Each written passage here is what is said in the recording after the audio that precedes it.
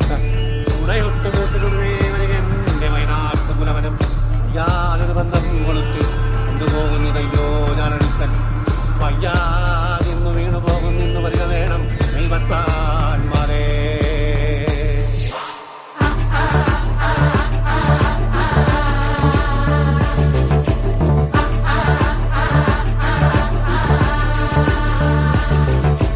കൂടും കൊമ്പും ചൂടിൽ തിന്നും തീ കൊടിയറ്റം മുട്ടാലോടും നീളൻ തീ കനലാടും നേരം കയ്യിൽ കൊള്ളാതെ കനലാടിക്കുഴിയിൽ വേവും